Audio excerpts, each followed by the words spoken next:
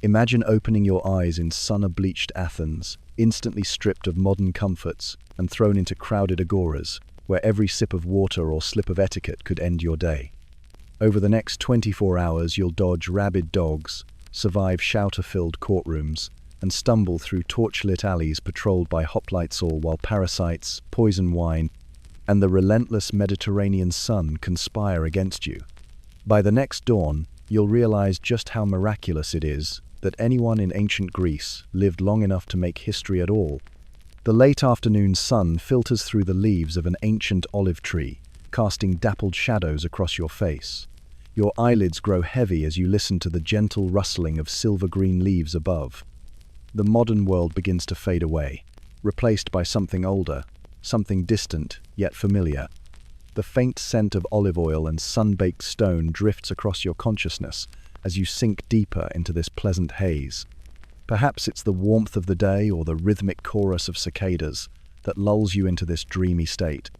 Whatever the cause, you find yourself drifting back through the corridors of time, past empires rising and falling, past the birth of nations and the death of ancient ways.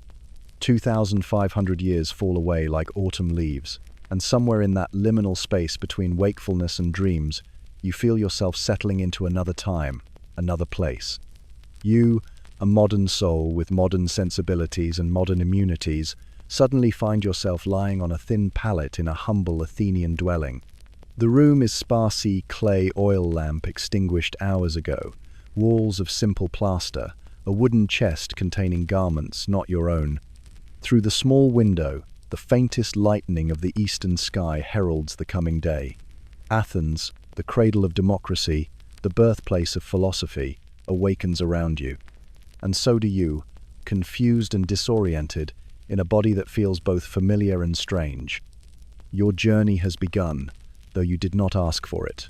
One day, a mere 24 hours, is all you have to navigate this ancient world. One day to survive the myriad dangers that the people of classical Athens faced with the casual resilience born of necessity and ignorance. For them, these dangers were simply life. For you, they are a gauntlet through which you must somehow pass unscathed. As you rise from your pallet, feeling the cool morning air against your skin, you cannot know that the odds of surviving until the next dawn are already stacked against you. The ancient world waits, indifferent to your presence, ready to claim you as it claimed so many of its own children.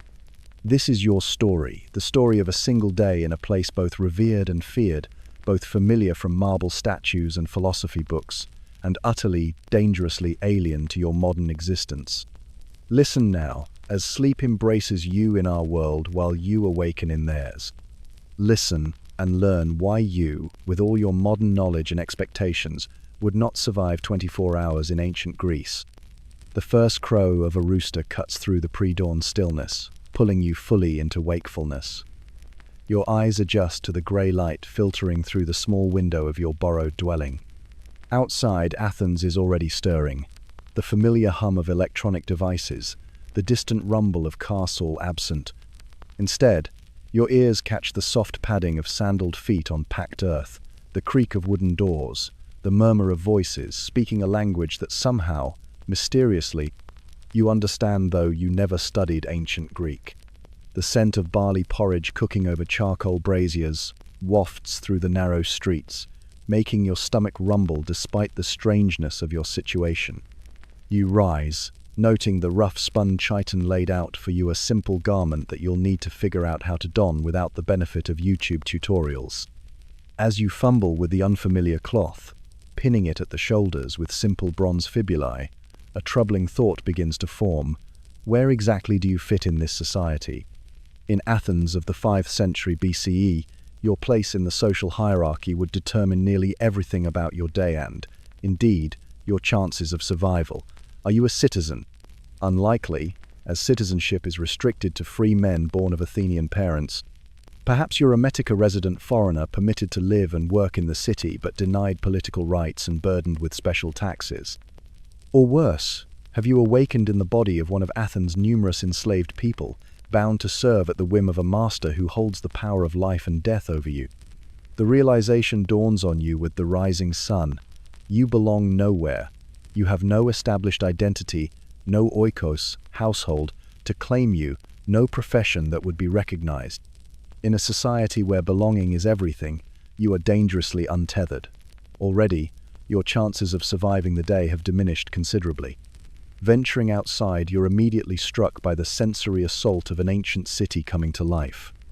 The streets are narrow, the buildings pressed close together, creating shadowed passages that will remain cool even in the heat of the day. Men in various forms of the chiton stride purposefully toward the agora, the central marketplace and heart of civic life. Women with covered heads carry water jugs from the public fountain. Children dart between adults, chasing each other or helping with morning chores. Your first tangible danger presents itself immediately: water. The public fountains flow with water brought to the city via aqueducts, but it's far from the purified supply you're accustomed to. Microscopic pathogens lurk in every cup, invisible enemies your modern gut has never had to fight. If thirst compels you to drink deeply now, by evening you may be battling dysentery or worse. Your modern microbiome, accustomed to sterilized water, stands little chance against the robust microorganisms of the ancient world. As you ponder this, a sudden commotion erupts at the end of the street. A man in a more elaborate chiton, accompanied by several others, is moving from door to door. You catch fragments of conversation: today's assembly, important vote, naval expedition, required attendance.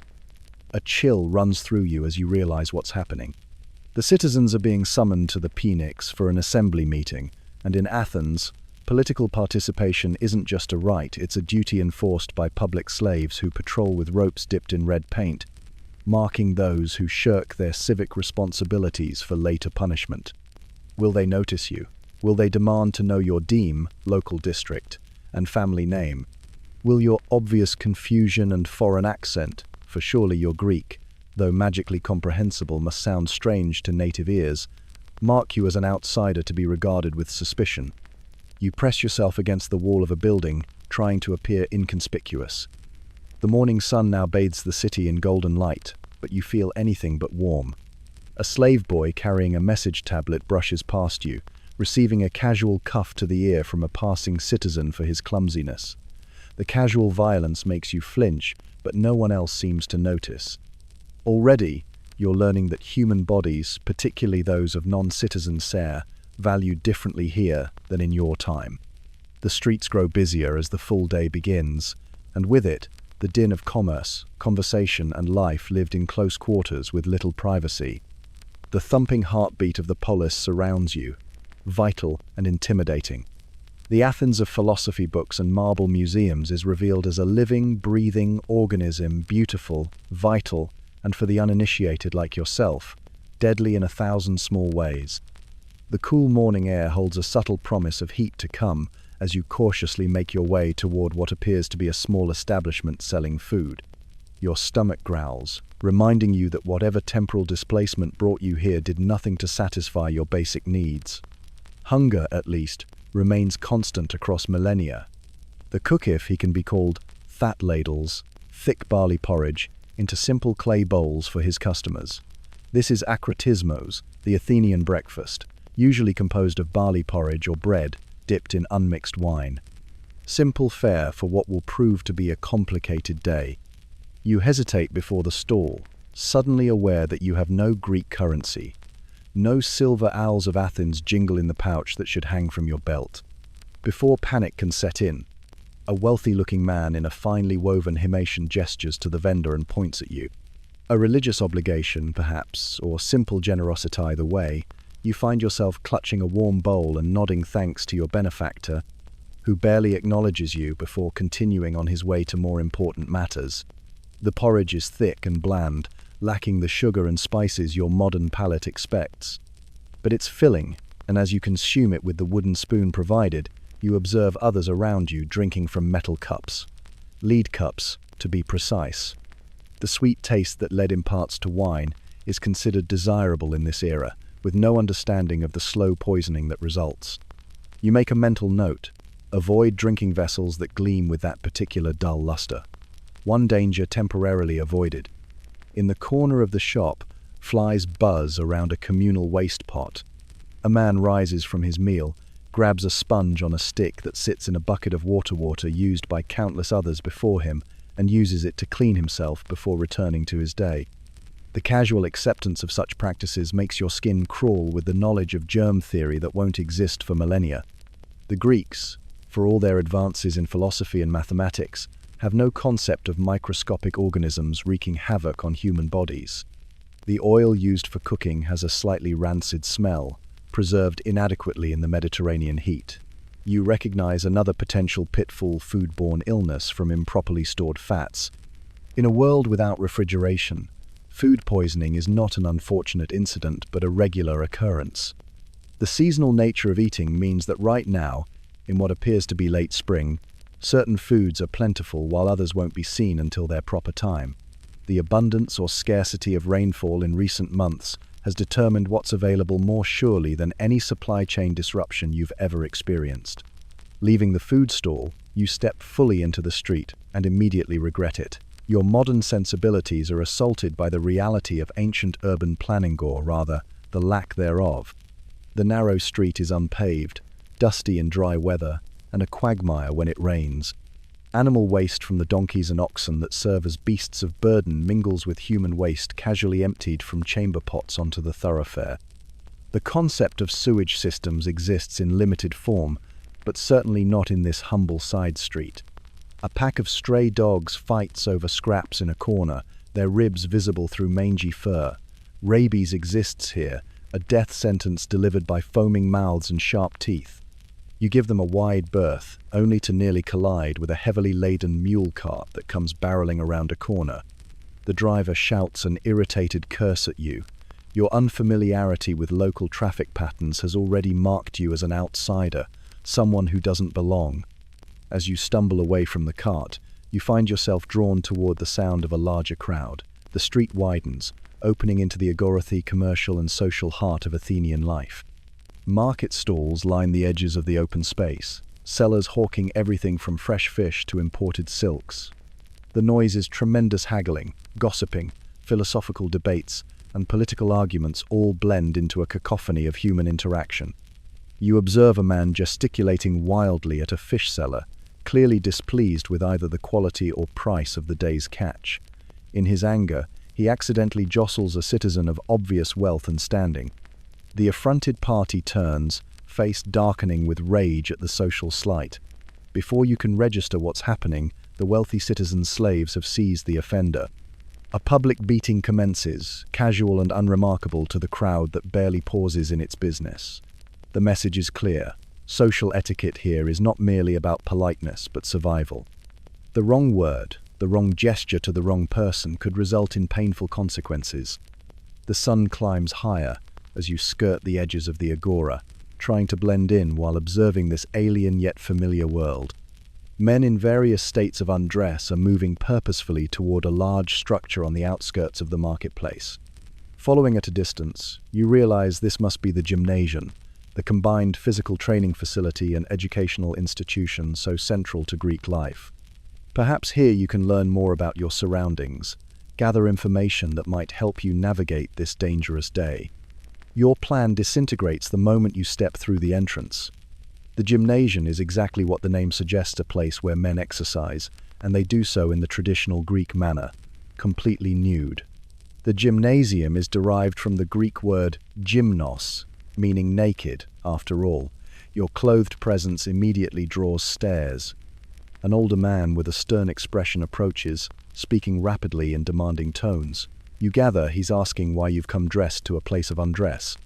Before you can formulate a response that won't mark you as completely foreign, he gestures impatiently for you to comply with tradition. Reluctantly, you remove your kitten, feeling the vulnerability that comes with nakedness among strangers. The cool morning has given way to warming temperatures, but still you shiver not from cold but from the exposure of it all. A young slave approaches carrying a small clay pot of olive oil, gesturing for you to hold out your hands. The oil is cold and viscous as he pours it into your palms. Around you, men are rubbing similar oil into their skin, covering themselves completely before scraping it off with curved metal tools called strigils. This, you realize, is the Greek conception of clean-lined soil to capture dirt and sweat, then scraped away, leaving the skin clean by ancient standards if not by your own. You mimic the actions as best you can, aware that your technique marks you as an outsider. The oil leaves your skin feeling strange, neither clean nor dirty but somehow both simultaneously. The gymnasium floor is stone, hot where the sun strikes it through open colonnades, treacherously slippery where oil has dripped. Several men are engaged in wrestling matches, their oiled bodies grappling in a sport that seems more akin to combat than recreation. Others throw discus and javelin, dangerous projectiles flying through the air with minimal concern for bystanders. The casual disregard for what your era would consider basic safety precautions is yet another reminder of how tenuous life is here. A group of younger men begins what appears to be military training hoplite drills with heavy shields and spears. An instructor notices you watching and gestures for you to join them. This is no invitation but an expectation all Athenian citizens must be prepared to defend the polis. Your attempts to decline are met with suspicious looks. Participation in communal defense is not optional for able-bodied men, and your reluctance immediately marks you as potentially problematic. Clumsy and untrained, you struggle with the weight of the aspis shield, nearly 10 kilograms of wood and bronze, that must be held properly to protect both yourself and the man to your left in a phalanx formation. The morning heat intensifies as you drill, sweat pouring down your oil-slicked body. No water breaks are offered. Endurance is part of the training. The combination of exertion, heat, unfamiliar heavy equipment, and dehydration leads to an increasingly lightheaded feeling. Primitive heat stroke treatment exists here, but modern protocols are millennia away. One more danger to add to your growing list. High noon approaches, and Helios's chariot climbs to its zenith in the clear Mediterranean sky. The sun beats down with an intensity unknown in more temperate climates, its rays unfiltered by the ozone depletion, concerns of your time but no less dangerous for their natural state. The gymnasium training finally concludes, leaving you exhausted, sore, and dangerously dehydrated. Your modern body, accustomed to climate control and ready access to clean drinking water, rebels against these harsh conditions. The streets have emptied somewhat as the full force of midday heat descends upon Athens. Those who can retreat indoors, sheltering from the sun in the relative cool of stone buildings with their small windows and thick walls. Slaves, however, continue their labors regardless of temperature in fields outside the city walls, in workshops and homes throughout Athens. Their sunburned skin testifies to long exposure without protection, another casual cruelty of a world that accepts suffering as the natural state of certain classes of people. Your need for water becomes urgent, driving you to a public fountain despite your earlier concerns about water quality. The cool liquid provides immediate relief as you gulp it down, even as you mentally calculate the odds of intestinal parasites taking up residence in your modern, unprepared gut. Giardia, Cryptosporidium, various bacterial possibly present in this untreated water. By nightfall, your body may be fighting battles on microscopic fronts, but for now, dehydration presents the more immediate threat. A group of women passes by, heads covered, eyes downcast, a male relative accompanying them as they hurry towards some household errand. Their brief appearance in the public sphere reminds you of another aspect of Athenian society, the seclusion of respectable women. While lower-class women must work alongside men out of economic necessity, those of citizen families remain largely confined to the women's quarters, the gyneconitis, venturing out only for specific purposes, and always properly escorted. The dangers they face are different, but no less real. Childbirth without modern medicine claims many lives, and their legal standing is precarious at best, dependent entirely on their male guardians. You seek shade beneath a spreading plane tree, considering your situation. The amphora of water you purchased with a small shell you found, accepted as payment more out of curiosity about your strange accent than actual value, provides temporary relief from thirst, but possibly introduces long-term health risks. Risk assessment in the ancient world requires a completely different calculus than the one you're accustomed to. Immediate needs outweigh potential future consequences simply because the future is so uncertain. A commotion from the direction of a large building draws your attention. Men stream toward what you recognize must be a courthouse, one of several in Athens, where citizen juries decide everything from minor property disputes to capital cases. Curiosity pulls you along with the crowd. Perhaps here, in the birthplace of legal systems that would eventually influence your own time, you might find something familiar, something comprehensible in this increasingly alien day. You find yourself swept along with the crowd into a large structure where several hundred Athenian citizens are packed onto wooden benches.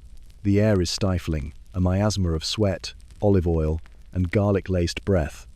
This is the Heliaea, one of Athens' citizen jury courts, where justice is dispensed not by professional judges but by ordinary men selected by lot.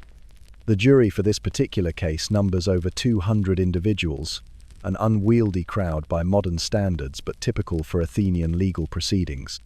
There is no air conditioning, no fans, not even windows that might allow a cross breeze. Jurors fan themselves ineffectually with pieces of cloth or papyrus as they settle in for what promises to be a lengthy session. With no concept of germ theory, the Athenians think nothing of the disease vectors created by such close-quarter respiratory droplets carrying everything from common colds to more serious infections circulate freely in the enclosed space. What might be a simple seasonal illness in your time could be deadly here, where pneumonia is treated with herbal remedies of dubious efficacy. The case begins with an orator rising to speak. Unlike the measured tones of modern courtrooms, he launches into an impassioned theatrical performance, his voice rising to reach the furthest benches. Spittle flies from his lips as he denounces the accused, a merchant charged with impiety for allegedly mocking the Eleusinian mysteries. The punishment being sought is death, a stark reminder that religious offenses in Athens are considered crimes against the state itself. As the prosecution presents its case, you begin to grasp the precarious nature of legal protection in this supposed cradle of democracy. There are no professional legal representatives, no presumption of innocence, no carefully crafted rules of evidence. The accused must defend himself, his fate resting on his own rhetorical skills as much as any actual evidence. Many orators logographers make their living writing speeches for others to deliver, but the delivery itself remains the responsibility of the accused. The heat in the courtroom intensifies as the day wears on. Several elderly jurors appear to be nodding off, while others shift uncomfortably on the hard wooden benches. You feel a tickle in your throat, perhaps from the dust, or perhaps the first sign of illness transmitted in this petri dish of humanity. The lack of clean water, sanitation, and basic medical knowledge makes every public gathering a potential health crisis. As you slip out during a particularly heated exchange, your head pounds with the beginnings of what might be dehydration, the onset of illness, or simply the overwhelming stress of navigating this dangerous world. The afternoon sun still blazes overhead, but logic suggests seeking medical attention might be wise. With great reluctance, you make inquiries about the location of the nearest Asclepiona, healing temple dedicated to Asclepios, god of medicine. Following directions through winding streets, you eventually discover the sanctuary situated on the southern slope of the Acropolis. The complex centers around a temple to Asclepios, surrounded by various auxiliary buildings.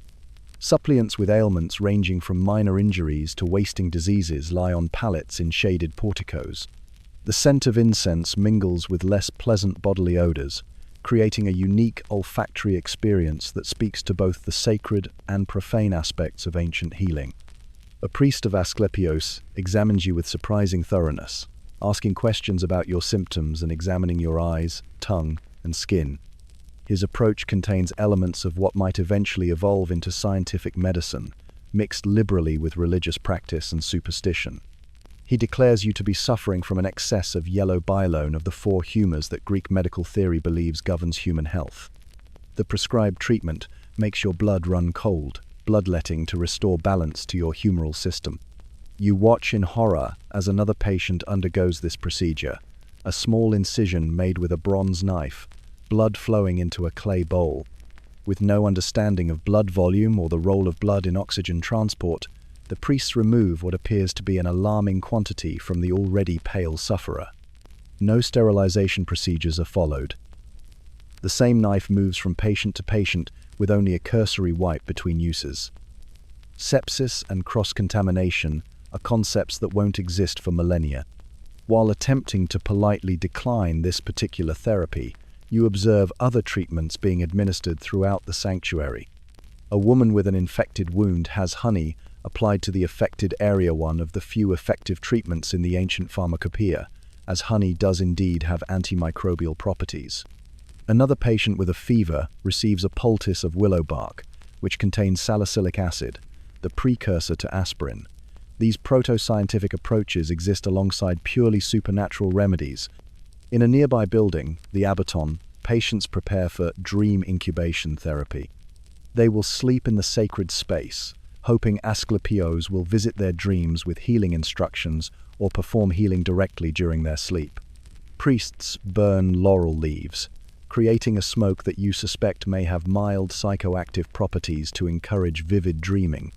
The boundary between medicine and religion is non-existent here. Both are inextricably intertwined in healing practices.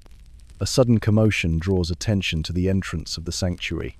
A man is being carried in on a makeshift stretcher, his leg bent at an unnatural angle, clearly broken. The attending priests prepare for what will be rudimentary surgery, without anesthesia beyond strong wine. The patient drinks deeply from a proffered cup, his eyes already glazing with the dual effects of pain and alcohol. You turn away, unable to watch what will undoubtedly be an excruciating procedure with high risk of infection. Before departing, you are offered a small amulet to ward off diseasia, tiny silver snake, symbol of Asclepios. You accept it gratefully, not out of belief in its supernatural properties, but as a token of cultural connection to this strange world, where rational thought and mysticism coexist without contradiction. As you leave the sanctuary, you realize the light has begun to soften, afternoon edges toward evening. The heat of the day diminishes slightly, but new dangers await as Athens transitions to its twilight activities.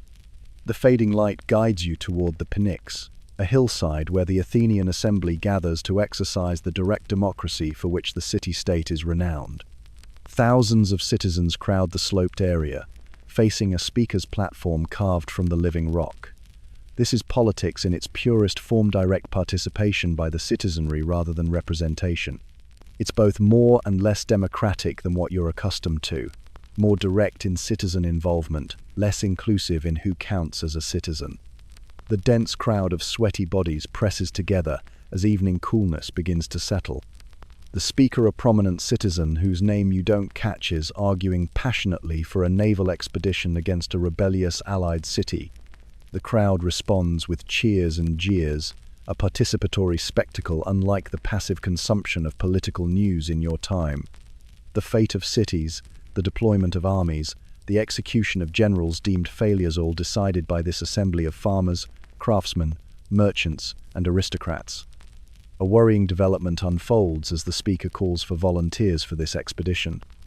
Then, finding the number insufficient, he proposes a levy of able-bodied men from specific demes.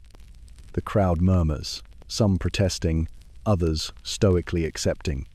You suddenly realize the peril of your position in a society where military service is a fundamental obligation of citizenship. You could be pressed into service on the spot, shipped out on a trireme before sunrise with minimal training and equipment. You edge toward the periphery of the gathering, seeking escape before your unfamiliar face draws attention. The chill of evening settles on your skin, your chitin damp with the day's accumulated sweat now growing cold in the twilight air. The sudden temperature drop typical of Mediterranean climates introduces yet another health risk. Pneumonia and various respiratory illnesses flourish in these conditions, especially for bodies stressed by unfamiliar exertions and exposures. The assembly concludes with a vote, citizens raising their hands for counting, and the crowd begins to disperse. Many head toward various symposia drinking parties that serve as the primary form of male social gathering and networking. Having observed the dangers of the day thus far, you recognize that an evening of socialization presents its own pitfalls, yet also the opportunity to secure food and perhaps shelter for the night. Following a group that seems of middling social status, you arrive at a modest house where a symposium is being prepared. Through a combination of polite deference and offering to assist a slave carrying wine amphorae, you manage to integrate yourself into the gathering without direct challenge. The host merchant of some sort appears to assume you're an acquaintance of one of his other guests, while they likely believe you to be known to him. This tenuous social acceptance offers temporary sanctuary, though one misstep could shatter the illusion. The Andron men's dining room is set with couches arranged around the perimeter. Guests recline rather than sit, an unfamiliar posture that you awkwardly attempt to mimic. Small tables hold the evening meal: barley bread, olives, a fish stew redolent with garlic and herbs, and wine stored in amphorae decorated with black figure painting. The wine itself presents yet another danger undiluted Greek wine, contains alcohol levels approaching modern fortified wines, and custom dictates specific dilution ratios with water. A slave serves as symposiarch, mixing wine and water in a large crater according to the host's instructions. Too much water would insult the guests by implying the host expects them to become unruly. Too little water could lead to dangerous levels of intoxication. The same customs dictate specific drinking rituals, libations to the gods, toasts in a particular order, appropriate topics of conversation. Every interaction is layered with social coding that you can only partially decipher. The fish stew, though flavorful, carries its own risks. Without refrigeration, fish spoils quickly in the Mediterranean heat. Signs of decomposition might be masked by strong seasonings, but the toxins remain. Food safety is a concept that exists only in the most rudimentary form, based on observable effects rather than understanding of bacterial contamination or parasitic infection. The wine flows freely as the symposium progresses, and you carefully moderate your intake, aware that your judgment must remain unclouded in this perilous environment. Around you, conversation flows from business dealings to political opinions to philosophical questions. One particularly intoxicated guest begins reciting poetry, his words slurring as he misremembers lines from Homer. The other guests laugh good-naturedly, but you sense an underlying current of judgment in a culture that values rhetorical skill and memory. Such lapses reflect poorly on one's education and status. A more concerning moment arises when the topic turns to the recent ostracism of a prominent citizen. Ostracism, Athens' practice of temporarily exiling citizens deemed dangerous to the state through a simple voting process, requires no crime, merely the collective will of enough citizens writing a name on pottery shards. The casual way your fellow symposiasts discuss this man's decade-long banishment reminds you how tenuous social standing can be in this direct democracy. An ill-considered comment here, in this room of increasingly inebriated men, could mark you for similar treatment at the next opportunity. The food presents its own hazards. Beyond the potentially spoiled fish, you note bread that may contain mycotoxins from improperly stored grain. The wine, though diluted, might harbor bacteria from the water used to cut its potency. Every bite, every sip carries risk. Moreover, eating while reclining increases the danger of choking, a medical emergency, in a world without the Heimlich maneuver or modern emergency response. The symposium's host seems to take particular interest in you as the evening progresses, asking pointed questions about your family and deme.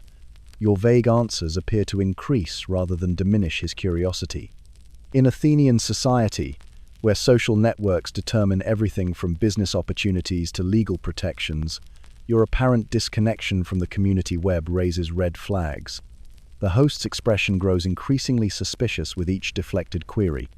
Relief comes in the form of a diversion, the arrival of flute girls, female entertainers who occupy a social position somewhere between artist and sex worker.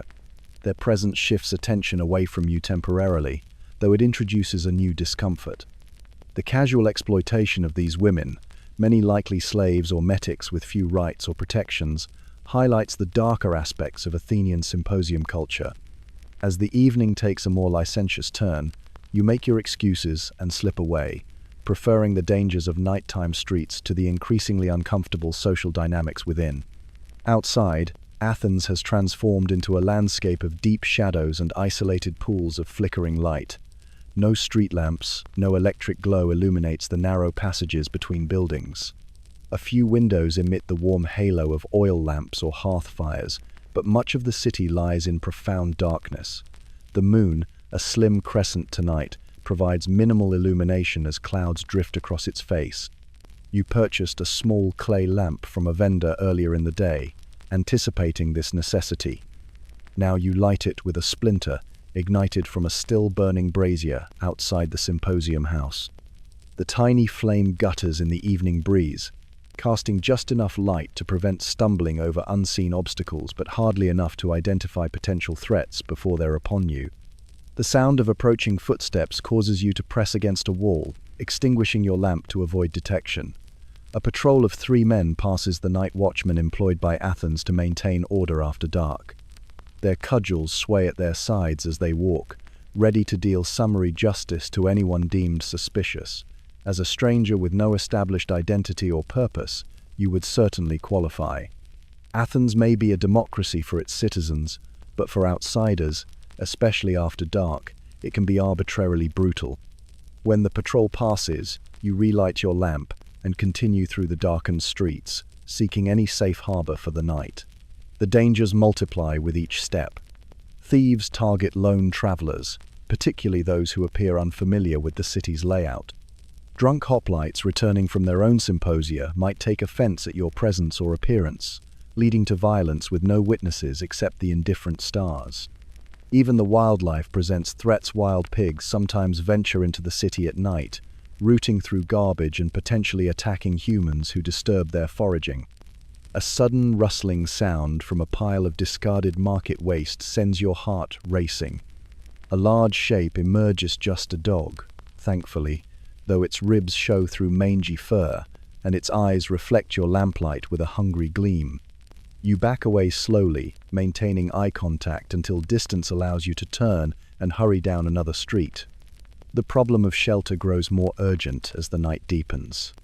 No inns exist in the modern sense. Travelers typically rely on the ancient custom of xenia, hospitality to strangers, staying with friends or contacts in the city. Without such connections, your options are severely limited. Public spaces like stoves offer some shelter from the elements but leave you exposed to both human predators and the chill night air. Eventually, you discover a small temple with a deep portico, the space between its outer columns offering a compromise between shelter and security. The stone floor is cold and hard against your body as you settle down for the night, using your folded himation as a makeshift pillow. The temperature continues to drop. Mediterranean climates feature significant diurnal temperature variation, especially in spring and fall. Without adequate covering or heat source, hypothermia becomes a real possibility before dawn. Sleep comes fitfully, interrupted by unfamiliar sounds, the calls of night birds, distant dogs barking, the occasional shout or clash of metal, suggesting violence somewhere in the darkness. Each time you drift toward deeper sleep, some noise startles you awake, your body's survival instincts refusing to relax fully in this dangerous environment. During one such wakeful period, you observe the temple's interior, visible through the partially open door. A small eternal flame burns before the deity's statue, the only light in the profound darkness. The sight triggers reflection on another danger, fire. In a city built primarily of wood and other combustible materials, with lighting provided entirely by open flames, conflagrations represent a constant threat. A single knocked-over oil lamp can reduce entire neighborhoods to ash. Athens has no organized fire department, no system of hydrants or professional responders, just bucket brigades formed by citizens when disaster strikes. Even more insidious than fire is the danger posed by smoke and its invisible companion, carbon monoxide. In the cold night, many Athenians seal their homes as tightly as possible against the chill, while maintaining hearth fires for warmth. Without proper ventilation, these fires produce deadly carbon monoxide that claims lives in silence. Your outdoor sleeping arrangement, for all its discomforts, at least spares you this particular hazard. The night seems eternal, each hour stretched by discomfort and anxiety. Mosquitoes find you despite the relative coolness, their bites not merely irritating but potentially disease-bearing. Malaria exists here, called by different names but no less deadly. The Athenians attribute such fevers to bad air mesmerizing from swamps and marshes. Their explanation contains a grain of truth without understanding the insect vectors responsible for transmission. Strange sounds emanate from nearby alley scratching, scuttling noises that suggest rats or possibly larger vermin. Plague is no stranger to ancient cities, transmitted by fleas that ride on rodent hosts. The Great Plague that struck Athens during the Peloponnesian War killed perhaps a third of the population, including the revered leader Pericles. No antibiotics exist to combat such outbreaks, no understanding of quarantine procedures beyond the basic observation that disease somehow passes from the sick to the healthy. As you drift between uneasy wakefulness and troubled sleep, your modern mind catalogues the myriad ways this ancient world threatens your existence. The Athenians themselves live with these dangers as constants. Their cultural practices and daily habits evolve to mitigate risks they only partially understand. Their resilience isn't a choice but a necessity born of their time and circumstances. What appears to you as an environment saturated with peril is to them simply life, the only reality they have ever known. The eastern sky finally begins to lighten, grey replacing black as dawn approaches. You've survived the night, though sleep deprivation adds yet another stress to your already taxed system.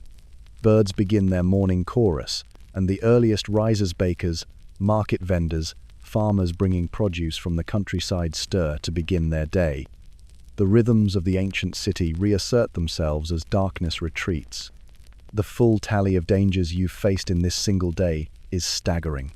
Waterborne illness from untreated drinking sources, food poisoning from improperly preserved meats and contaminated grains, physical injury from unsafe streets and unregulated activities, violence from social misunderstandings or simply being in the wrong place, exposure to extreme temperatures without adequate protection, infectious disease spread through close quarters and poor sanitation, legal jeopardy from unfamiliar and often arbitrary enforcement of social norms.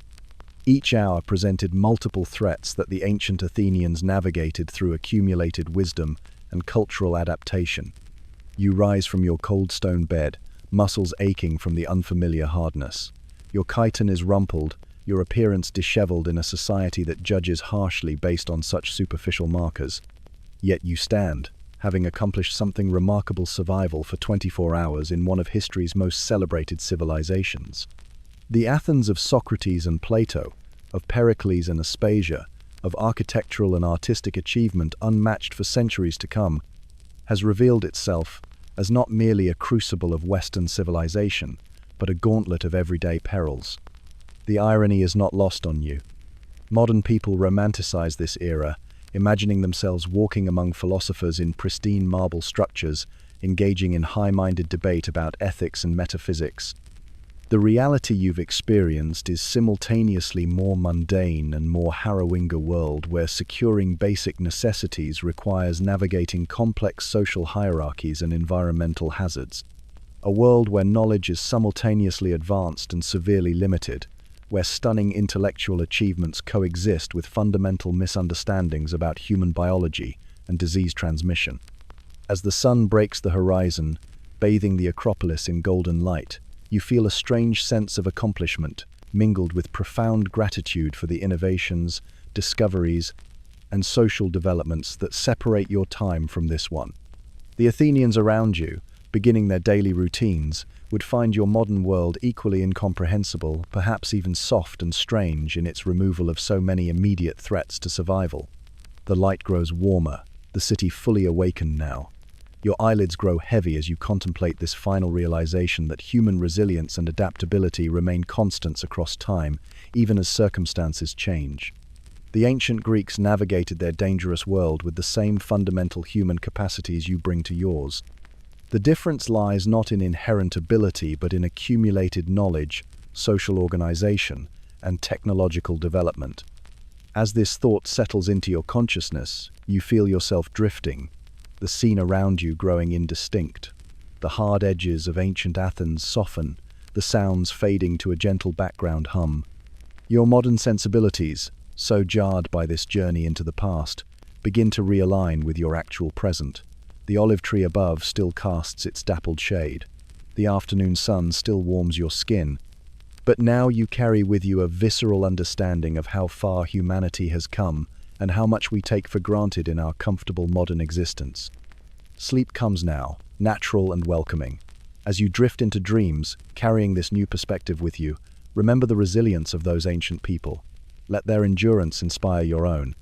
And as you rest in the safety and comfort of your modern world, reflect on the countless generations whose struggles and innovations made this comfort possible. Sleep now, knowing that you have walked in their world for a day and that they would find yours nothing short of miraculous. As twilight descends over the vast expanse of the Sahel, imagine yourself adrift on the gentle currents of the Niger River. The water beneath your craft glimmers with the fading embers of sunset, a liquid mirror reflecting the transformation of day into night. Here, at the edge of the Sahara, where river meets desert, lies Timbuktu, a name that has long whispered of mystery and distant knowledge to Western ears. The adobe buildings rise from the landscape, like sculptures shaped by time itself, their earthen hues blending with the surrounding sands. As darkness falls, oil lamps and candles begin to flicker behind small windows, casting a warm, golden glow that beckons weary travelers. The desert wind carries the subtle fragrance of ink and parchment, of leather bindings and scholarly discussions that have echoed through these streets for centuries. Timbuktu emerged not as a planned metropolis but as a natural gathering place, a watering hole where the desert's rigid demands momentarily softened. Established in the 12th century, this city grew from humble beginnings, first as a seasonal camp for Tuareg nomads, then as a permanent settlement where the river's bounty met the desert's austere bounty. Its location proved fortuitous, positioned at the northernmost bend of the Niger River, the closest navigable point to the vast Saharan trade routes that stretched across North Africa.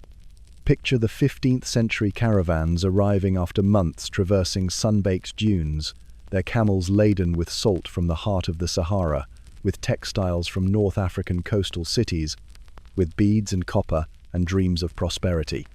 Timbuktu offered these travelers respite water for parched throats, shade for sun-battered skin, and markets where desert goods could be exchanged for the riches of sub-Saharan Africa, gold dust from bambuk, cola nuts from forest regions, ivory, and most precious of all, slaves bound for distant lands.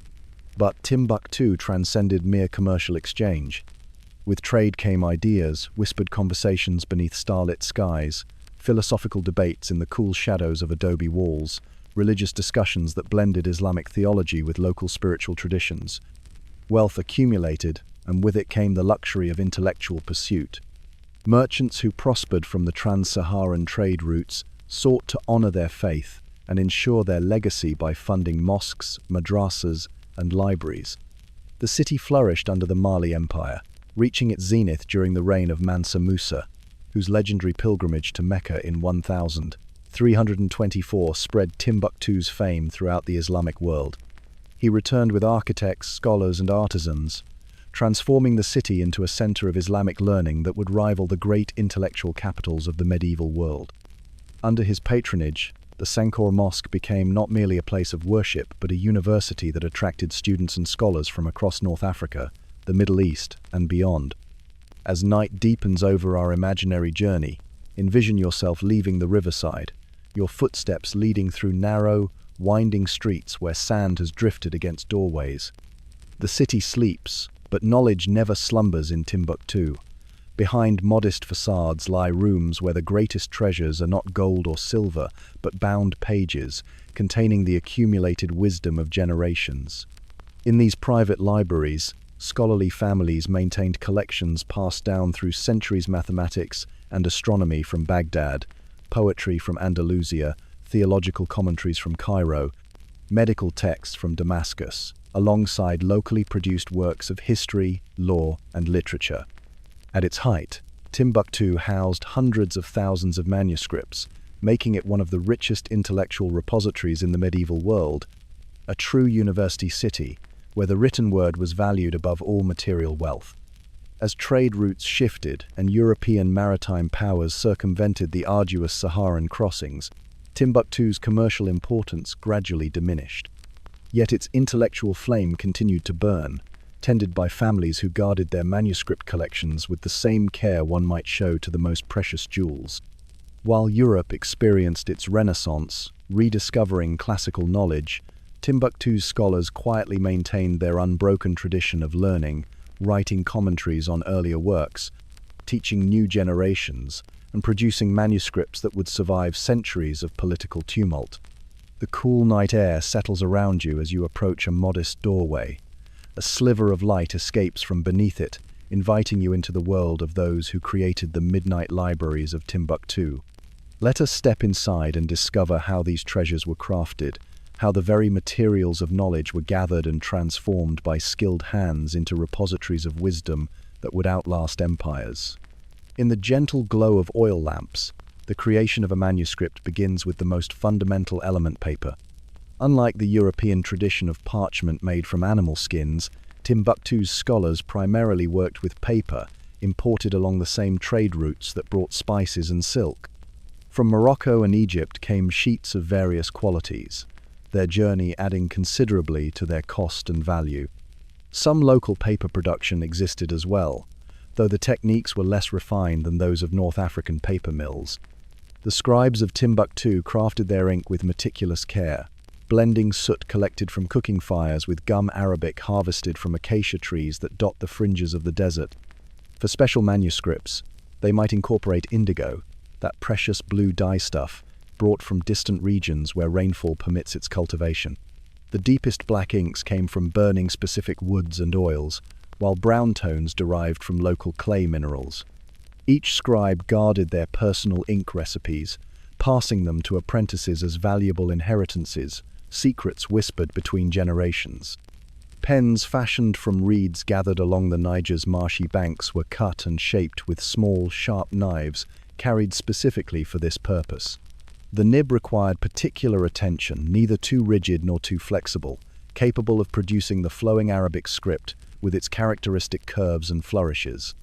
A well-crafted pen might last through the creation of an entire manuscript, becoming an extension of the scribe's hand, the instrument through which knowledge flowed from mind to page. The act of writing itself was not merely mechanical but meditative. Imagine the silence of the room broken only by the whisper of reed against paper, the occasional soft sound of the pen being dipped into the inkwell. The scribe would often work after evening prayers, when the city grew quiet and the mind could focus without distraction. Some texts were copied directly from exemplars, while others emerged from the scribe's own knowledge or from dictation by a master scholar who paced slowly across worn floor coverings, words emerging like pearls from memory. Decoration varied according to purpose and patronage. Some manuscripts remained austerely functional, concerned only with preserving the text. Others featured elaborate geometric designs marking chapter divisions, verses highlighted in contrasting colors, margins adorned with commentary. Gold was rarely used. Unlike in European illuminated manuscripts, the desert aesthetic favored elegance, through restraint rather than opulence through material excess. Once completed, manuscripts were bound between covers of goatskin leather, often dyed in rich browns or reds, sometimes tooled with simple geometric patterns that echoed the architectural motifs found on mosque doorways and prayer niches. The binding process required skill passed down through specialized families who soaked, stretched, and cured the leather before cutting it precisely to protect the precious pages within. Most extraordinary was how these manuscripts were stored and preserved in a climate that alternated between desiccating heat and occasional humidity when the river flooded. Leather satchels protected individual texts from dust and insects. Important collections were kept in cedar chests, the aromatic wood naturally repelling destructive pests.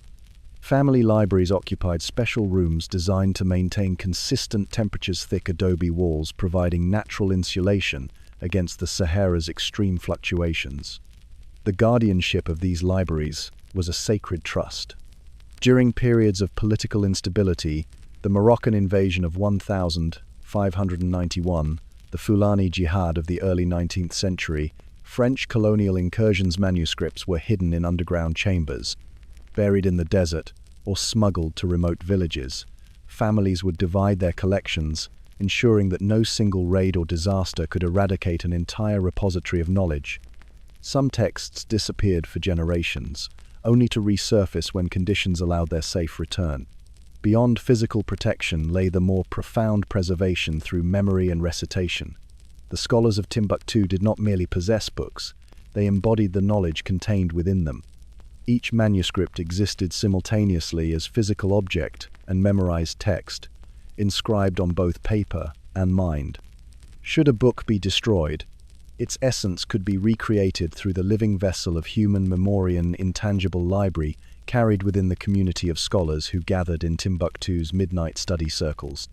As we move deeper into the evening hours, picture yourself now seated cross-legged on a woven mat, spread across the packed earth floor of a scholar's modest home.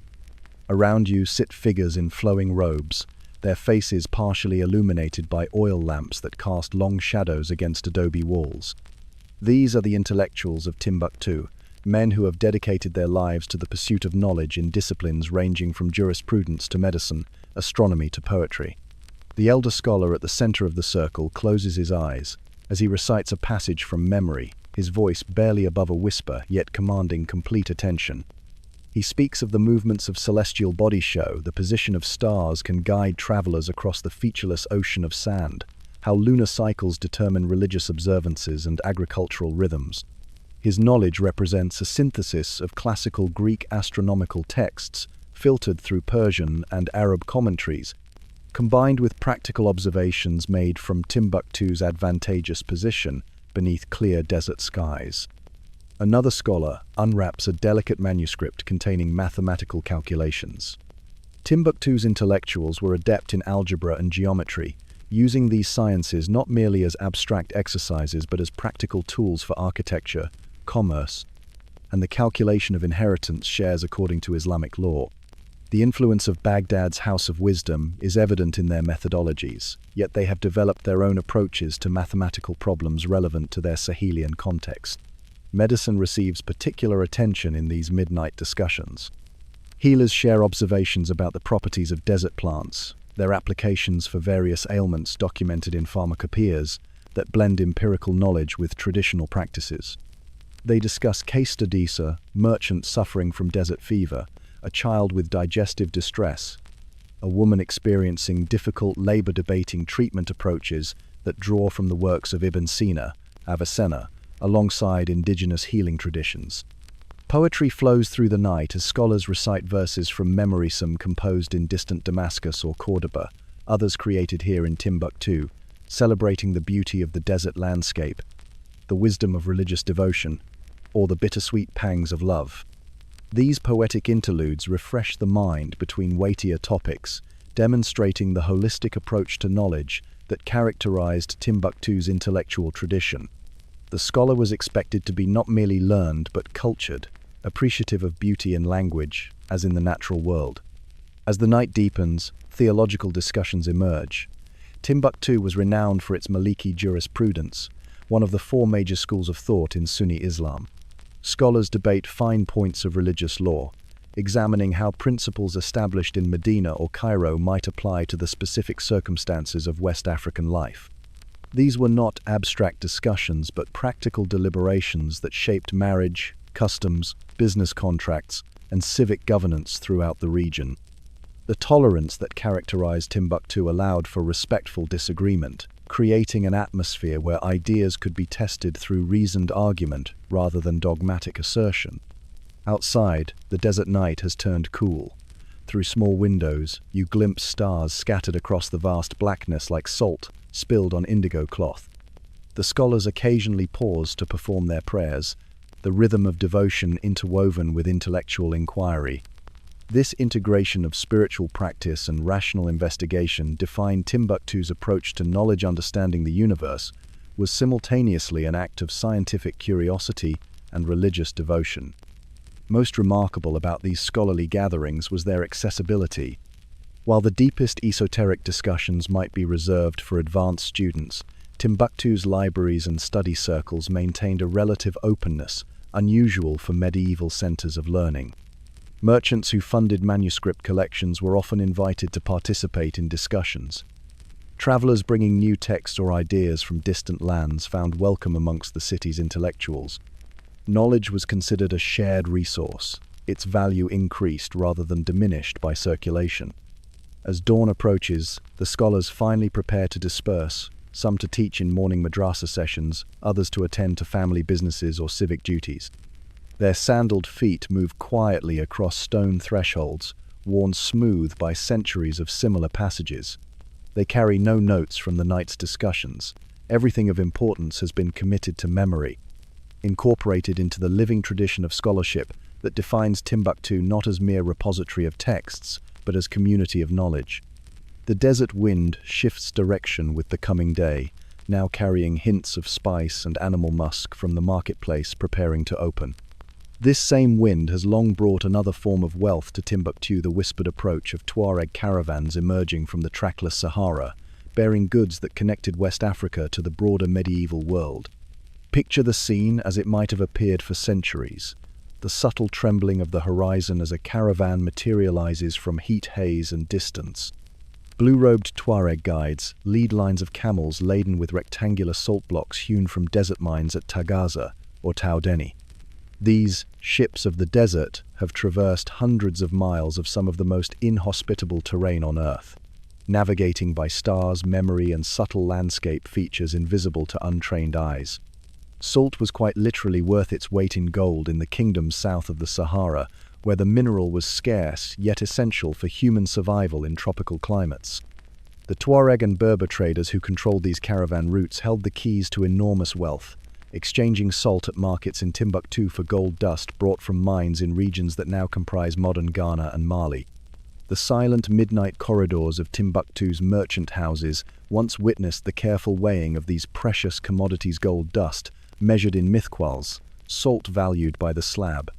Beyond these material treasures, the caravans carried something equally precious: information. Long before electronic communication, these desert voyages served as living news networks, bringing accounts of distant political changes, religious developments, and cultural innovations. A revolution in Morocco, a new scholarly work in Cairo, a shift in trade regulations in Ottoman territorial might be conveyed through the careful words of a caravan leader sharing evening conversation over mint tea. Timbuktu's scholars eagerly absorbed these reports, contextualizing them within their existing knowledge and occasionally incorporating significant developments into written chronicles. The secret routes that enabled this exchange remained closely guarded knowledge. Becoming a Tuareg guide required years of apprenticeship, learning to read the subtle signs of the desert, the particular shape of a dune formation, the presence of certain hardy plants indicating underground water, the behavior of desert foxes and lizards signaling weather changes. This knowledge was transmitted orally, rarely committed to paper. The mental maps carried by these guides represented an intellectual achievement as impressive as any manuscript in Timbuktu's libraries, a geography inscribed not on parchment but in memory. Water sources formed the critical points in these mental cartographies. Hidden oases, seasonal wells, and underground cisterns marked the rhythmic stopping points of trans-Saharan journeys. Some were well known, while others remained secrets shared only among trusted guides. Losing track of these precious water points meant almost certain death in the desert's unforgiving embrace. The Tuareg possessed detailed knowledge of how much water humans and camels required to survive between each source, calibrating loads and travel pace accordingly. Night travel became common during summer months when daytime temperatures made movement dangerous. Under star-filled skies, caravans would advance through the cooler hours, guides navigating by celestial positioning as sailors might across an ocean. The particular clarity of desert night skies facilitated this astronomical wayfinding, creating a natural partnership between scholarly astronomical knowledge and practical desert craft. The relationship between Timbuktu's settled scholars and the nomadic Tuareg communities embodied a beautiful symbiosis. Tuareg guides protected the city's trading lifelines, while scholars educated the children of Tuareg nobility during the seasons when they camped near Timbuktu. Some manuscript collections include texts specifically addressing desert navigation, medicinal plants found in remote regions, and accounts of distant oases knowledge shared between these different yet interdependent ways of life. This relationship was not always peaceful. Throughout history, Tuareg raids occasionally threatened Timbuktu, particularly during periods of drought when nomadic communities faced starvation. Yet even during conflict, certain scholars' homes remained respected as neutral territory, their manuscript collections too valuable to both communities to risk destruction. This pragmatic acknowledgement of shared intellectual heritage sometimes facilitated peace negotiations when other diplomatic approaches failed. The arrival of European explorers in the 19th century brought new threats to these established patterns. René Caillié, Heinrich Barth, and others who reached Timbuktu found a city already past its golden age but still maintaining its scholarly traditions. Their accounts, published in European capitals, sparked Western interest in the mysterious City of Gold, a mischaracterization that emphasized material wealth over intellectual riches. This European fascination eventually contributed to colonial ambitions that would transform the region. As French colonial forces extended control over the Niger Bend in the late 19th century, many Timbuktu families made difficult decisions regarding their manuscript collections. Some texts were buried in the desert, others hidden in village homes, far from European administrative centers. The most valuable works were sometimes divided among family members, decreasing the likelihood that the entire corpus would be lost to confiscation or destruction. This diaspora of manuscripts created challenges for future preservation efforts but ultimately ensured their survival. Now, as our imaginary night journey approaches its conclusion, let us turn to the contemporary life of these ancient treasure show. The midnight libraries of Timbuktu breathe in the modern world, their pages rustling with renewed purpose after centuries of quiet persistence. In climatically controlled rooms throughout Timbuktu and beyond, conservators work with delicate instruments to repair centuries of damage from insects, moisture, and human handling.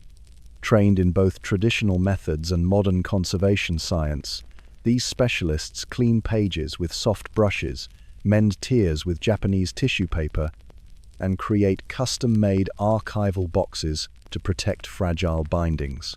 Their work bridges world-honoring ancient craftsmanship while employing contemporary preservation techniques. Many families still maintain private collections, continuing the tradition of guardian scholarship that preserved these texts through turbulent centuries.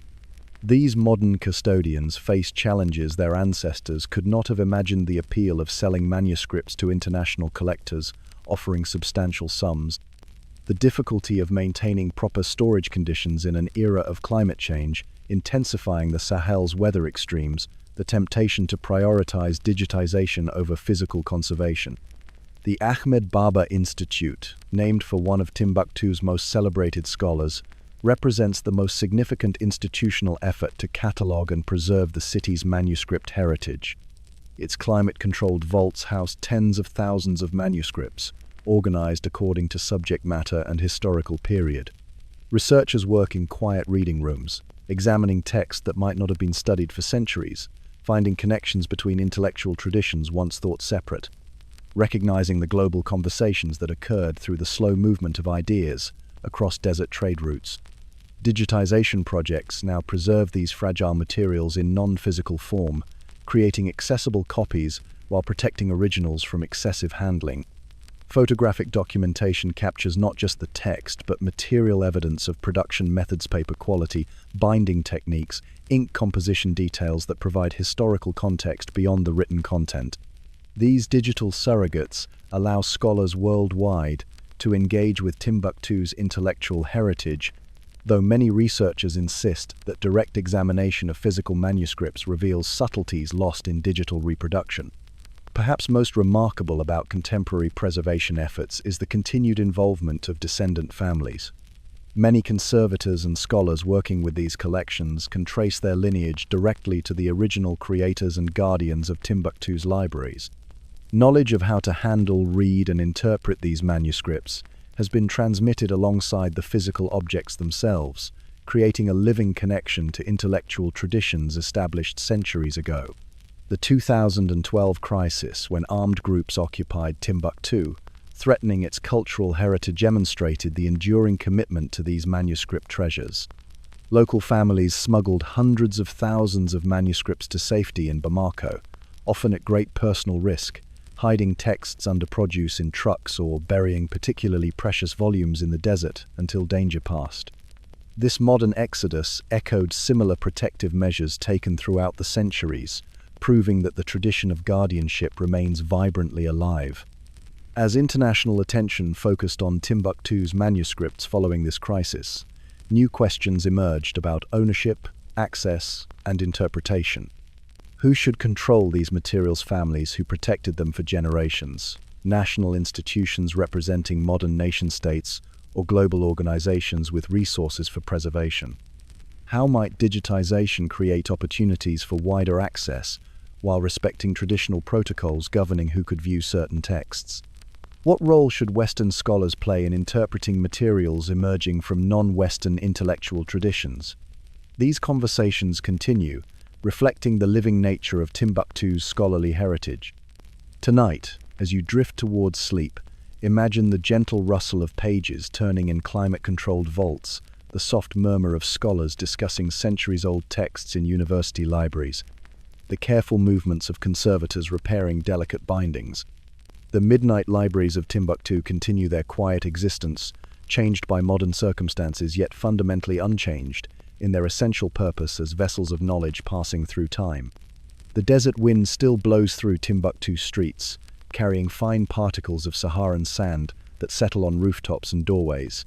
This same wind once carried the voices of scholars debating astronomy under star-filled skies, the soft footfalls of camels bearing precious salt across trackless dunes, the whispered conversations of families hiding manuscripts during periods of unrest.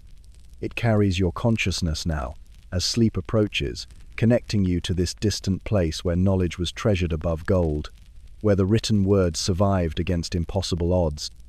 Rest now, as the guardians of Timbuktu's libraries have rested for centuries, knowing that what matters most continues beyond your waking hours.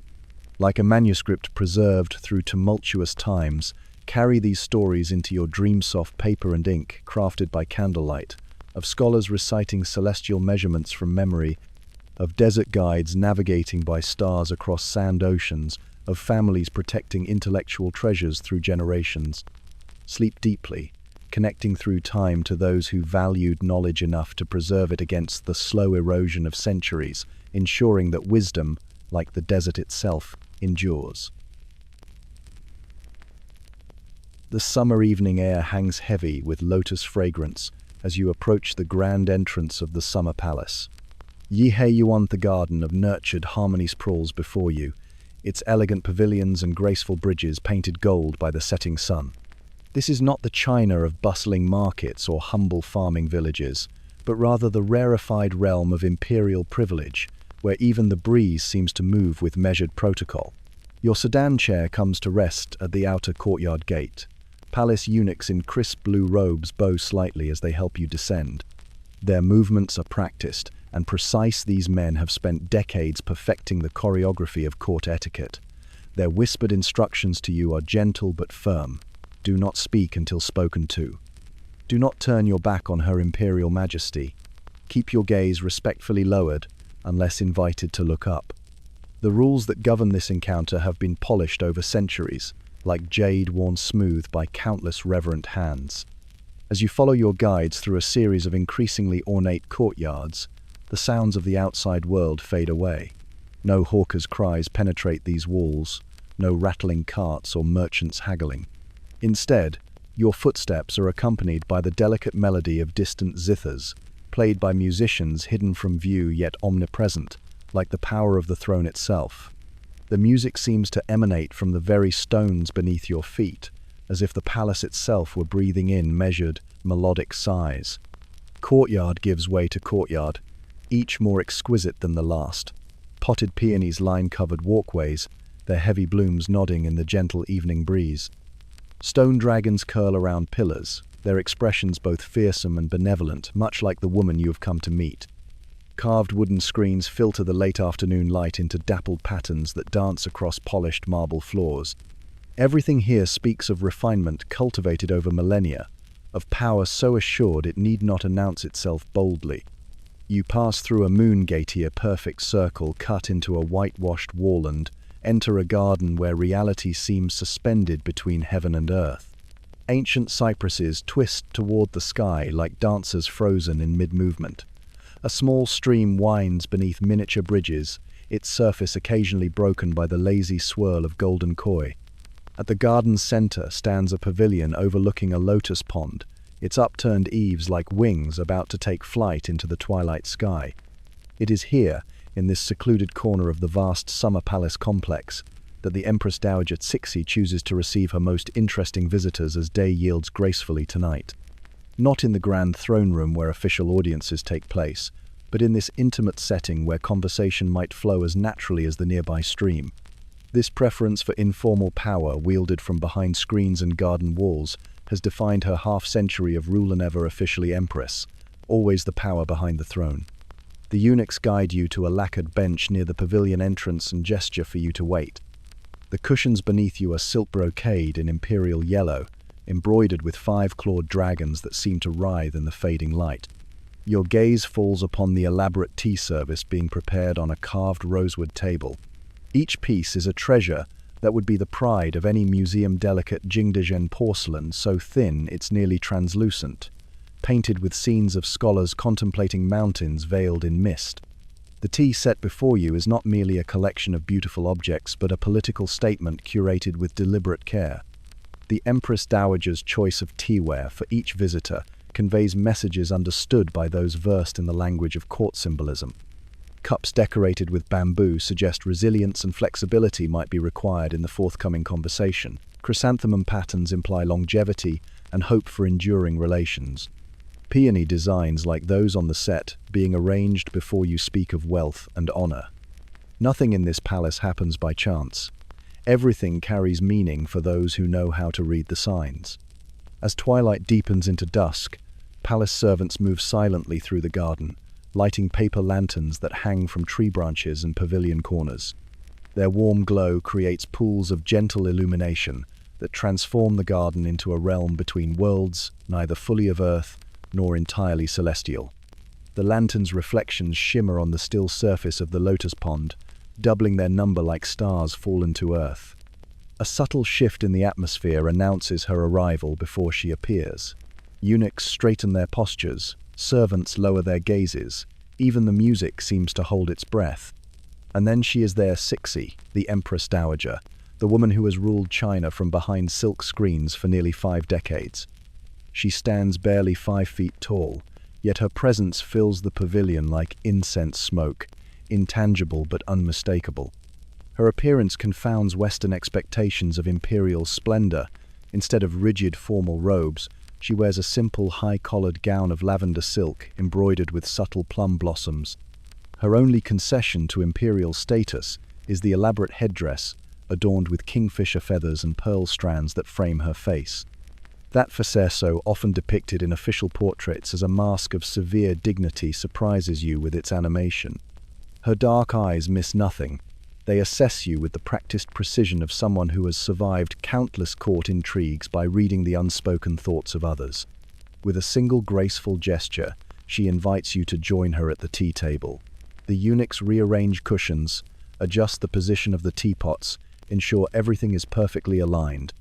The ritual of tea preparation begins a dance of hands and vessels performed by a servant who has likely practiced this ceremony thousands of times. Water heated to precise temperature is poured over leaves cultivated on imperial estates. The first infusion is discarded cleansing of both leaves and intentions. Only the second steeping is deemed worthy of being served. The cup presented to you is a masterpiece of porcelain craft. Pearly white with a blue underglaze depicting scholars in a mountain pavilion, it feels impossibly light in your hands. The Empress Dowager's own cup is its twin, creating a subtle statement of equality within this carefully controlled encounter.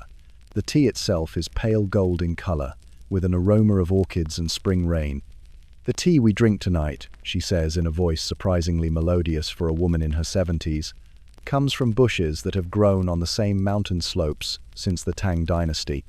The ancestors of the farmers who tend these plants served my predecessors 1,000 years ago.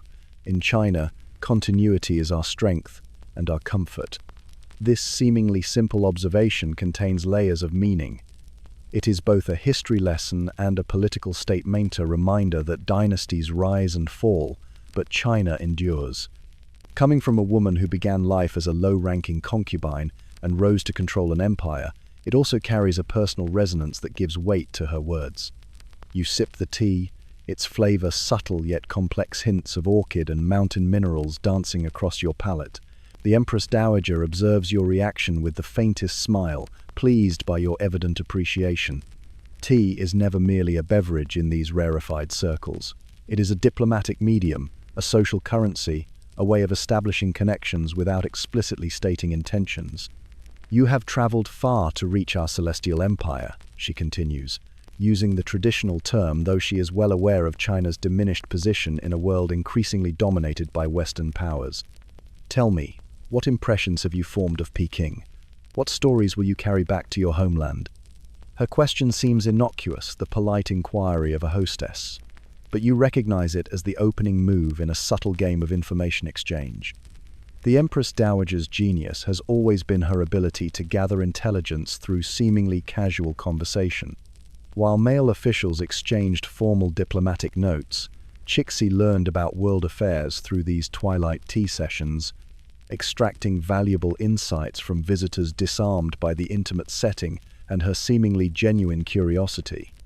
As you frame your response, servants noiselessly refill teacups and rearrange sweetmeats on jade platters.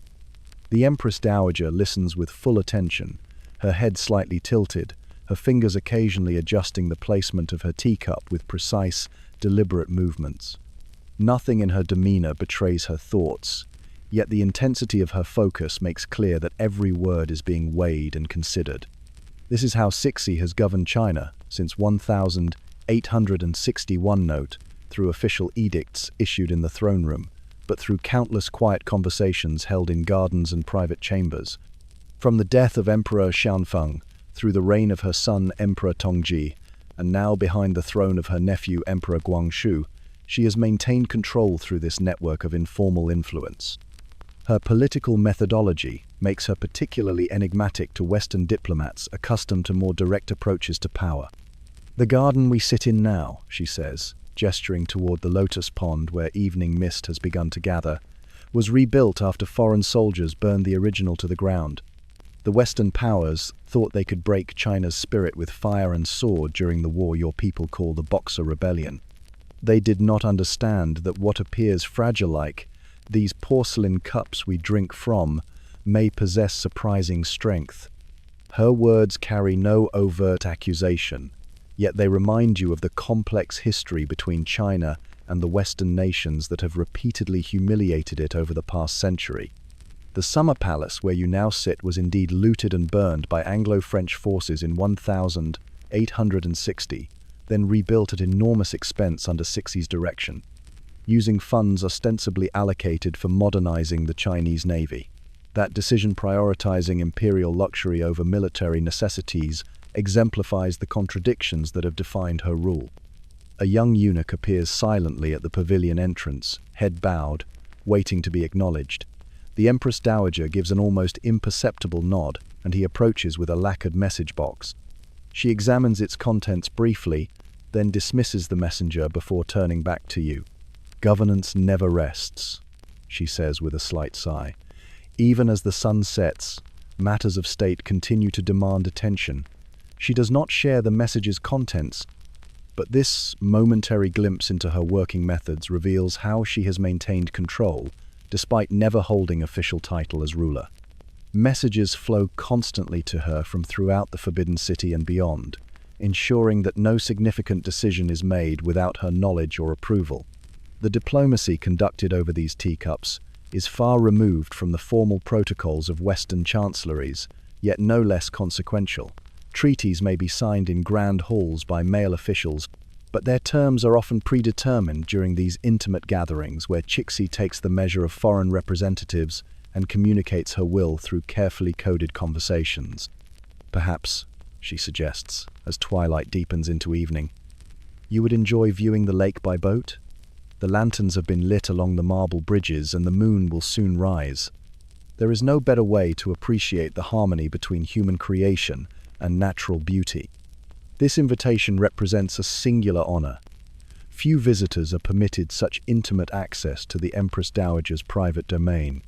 As you rise to follow her, you realize that this boat excursion serves multiple purposes. It offers a spectacular view of the palace complex illuminated at night, but it also provides an opportunity for continued conversation, away from the ears of court officials and potential spies.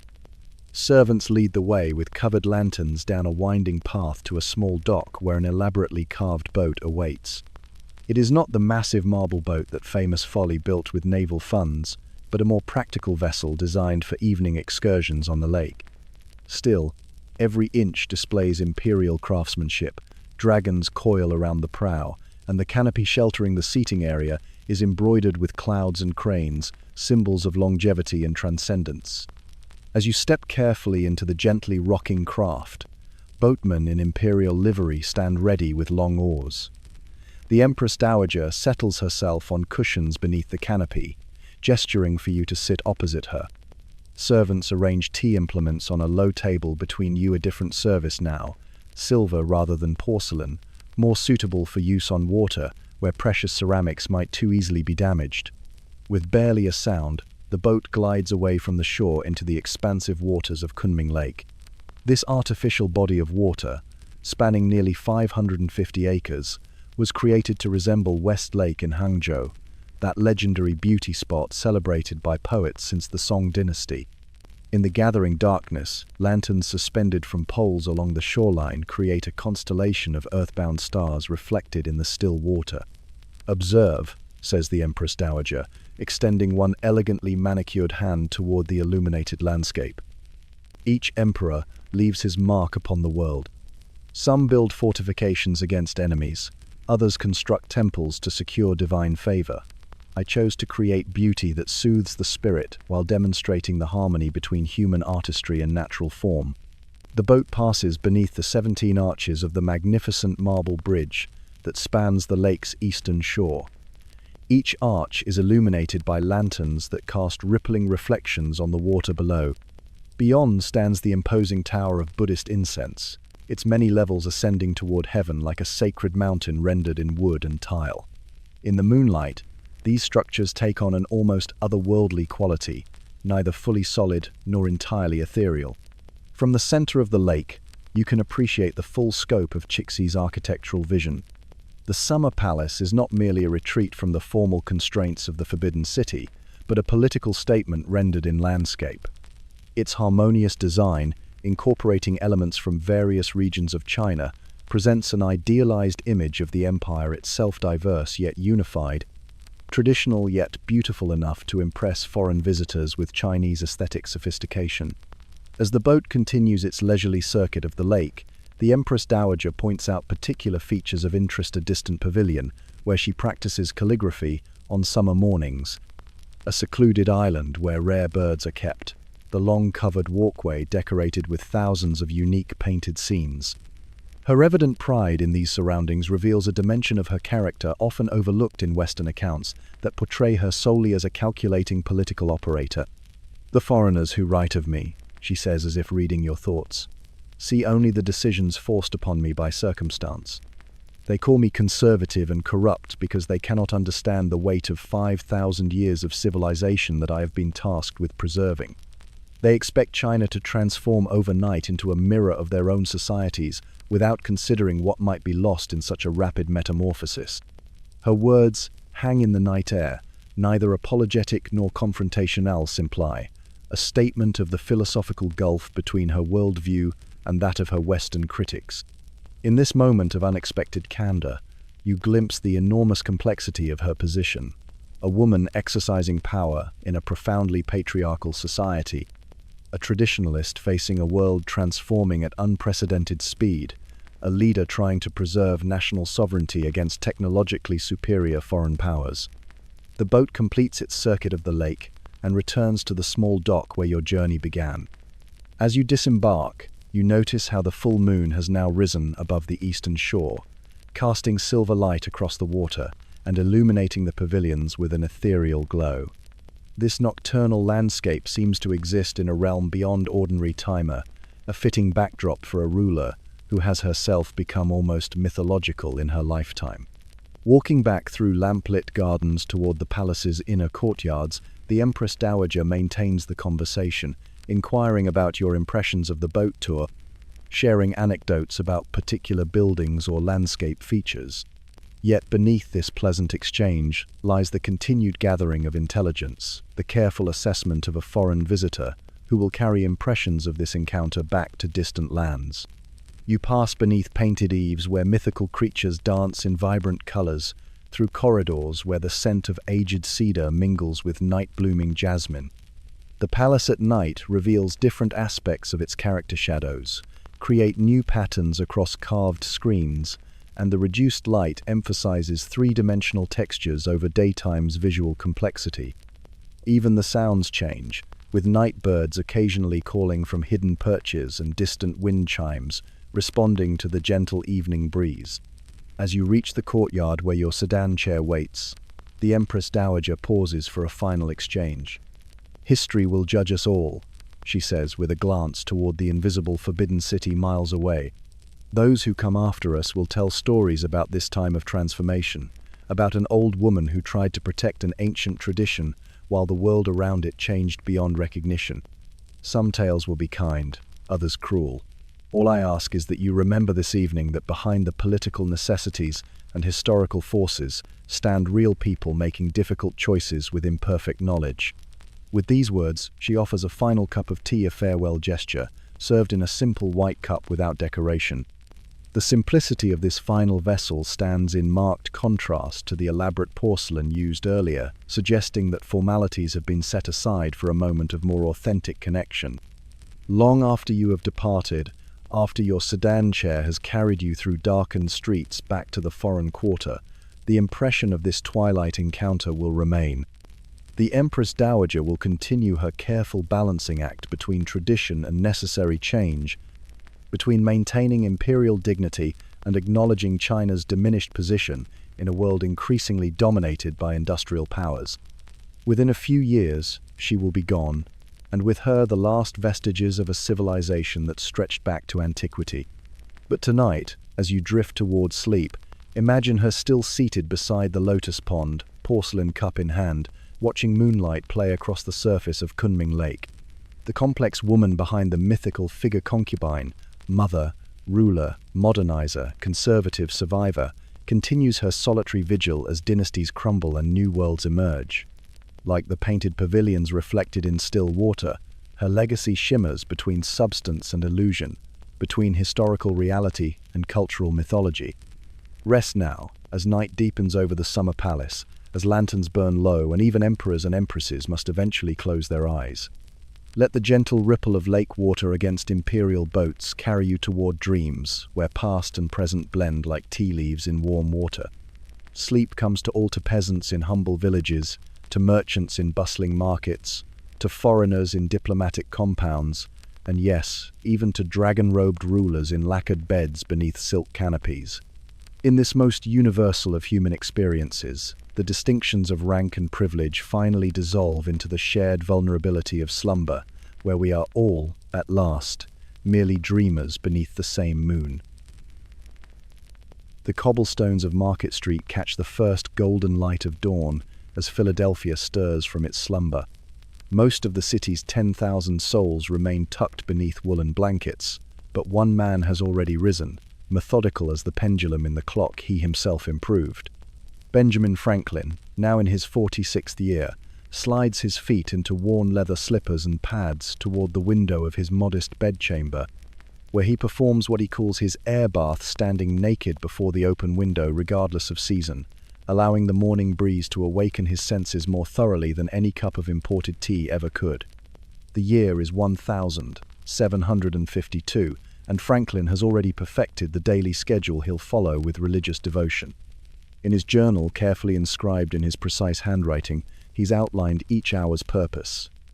8 a.m., rise, wash, address, powerful goodness, contrive day's business, and take the resolution of the day, prosecute the present study, breakfast. These morning hours are sacred to him, the quiet moments before shopkeepers throw open their shutters, before the clip-clop of horses' hooves and the cries of street vendors fill the air. Franklin dresses simply despite his growing reputation, and comfortable Mensa plain linen shirt, wool stockings, leather brichesno, powdered wig or fancy buckled shoes for this practical man. His spectacles, however, are always close at hand. his own bifocal design allowing him to see both the page before him and the distant horizon of possibility that has always drawn his curious mind forward. Breakfast is typically simple, a bowl of cornmeal porridge perhaps, or bread with some cheese, accompanied by cider or the occasional cup of coffee. Franklin eats methodically while reviewing his plan for the day, consulting the small notebook he carries everywhere.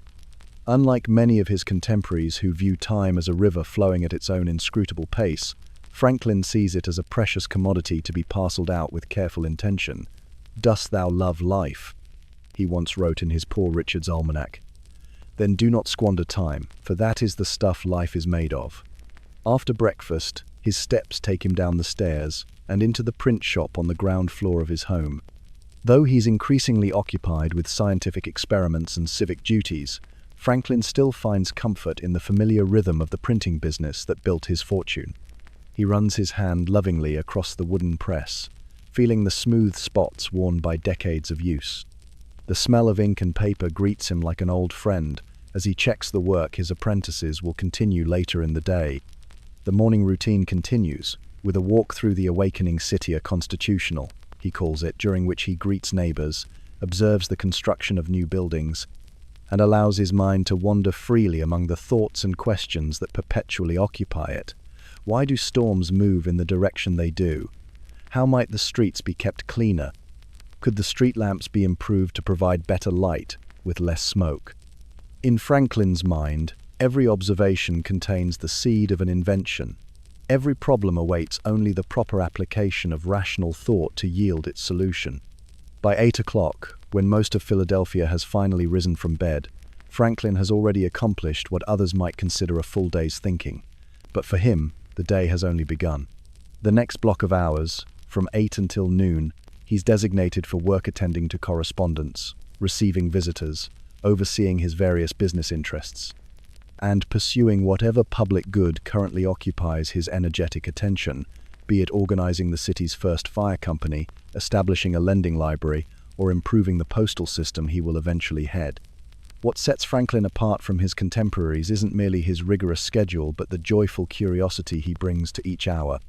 Though disciplined in his use of time, he moves through his day with the playful wonder of a child discovering the world anew, his eyes twinkling behind those famous spectacles as he considers yet another experiment, another improvement, another step toward the more perfect world he can envision just beyond the horizon of the present moment.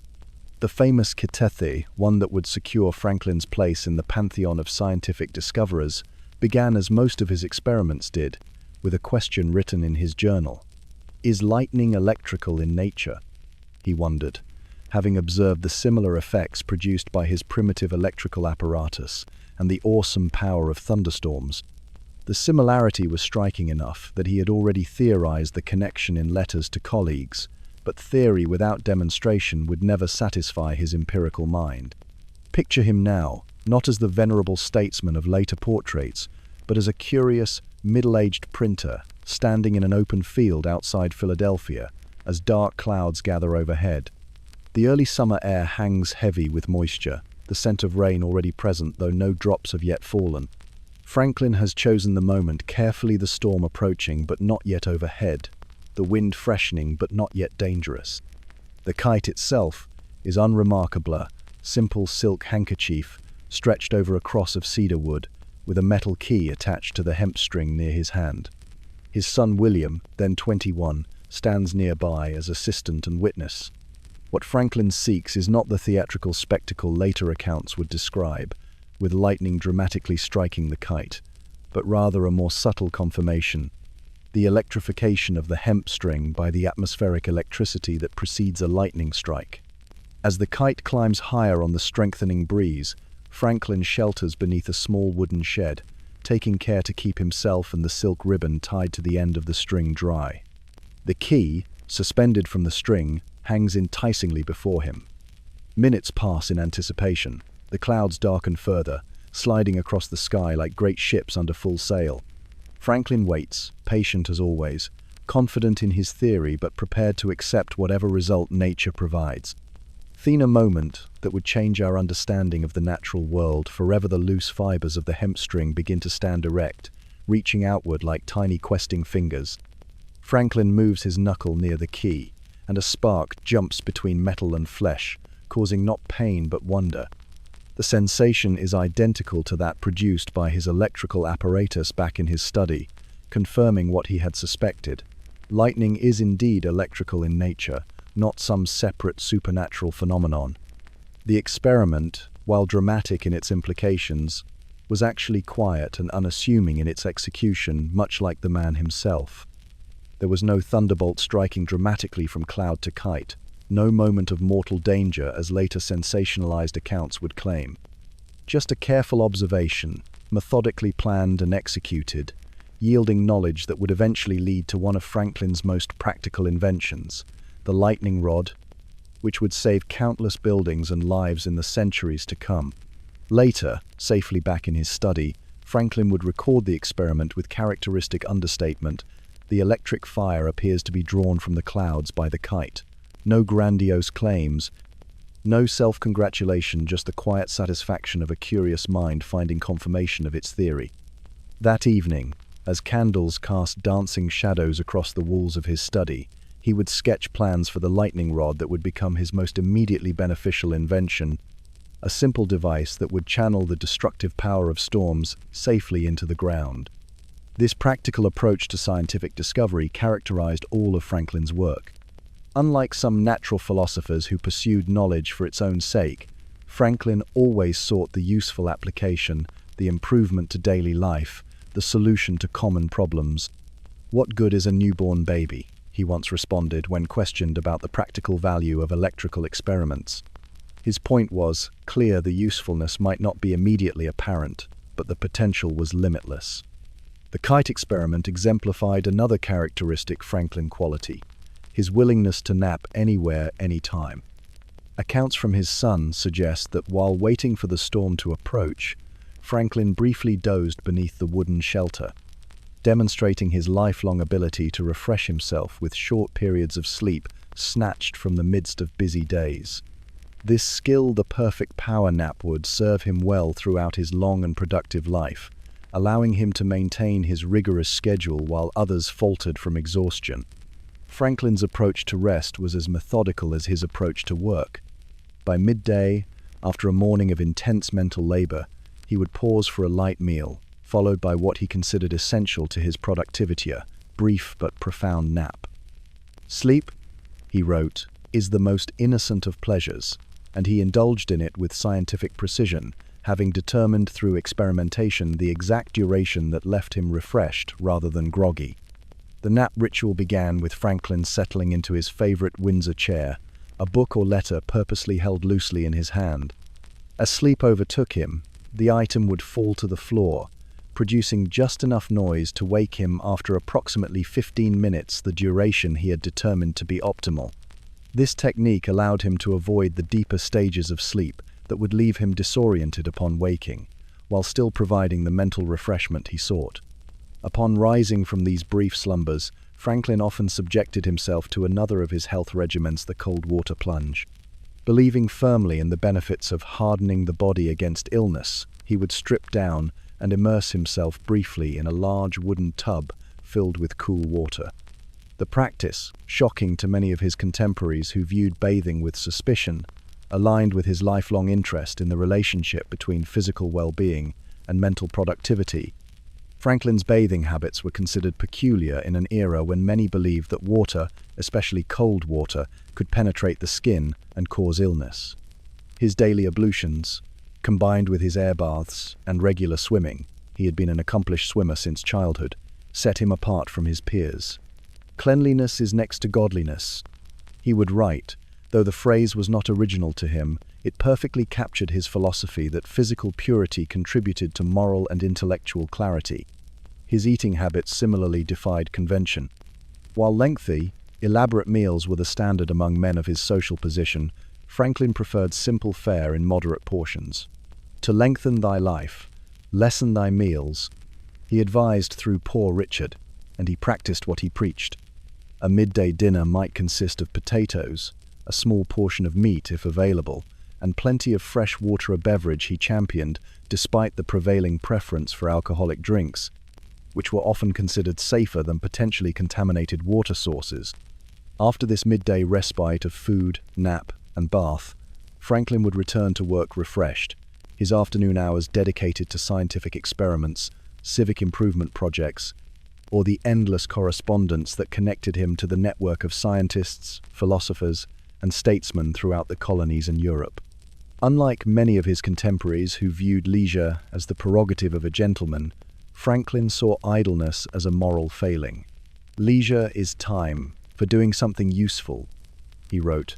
"This leisure the diligent man will obtain, but the lazy man never."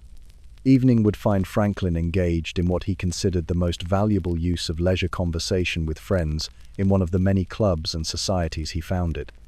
The Junto, a discussion group of tradesmen and artisans who met weekly to debate questions of morals, politics, and natural philosophy, represented Franklin's ideal of productive social interaction.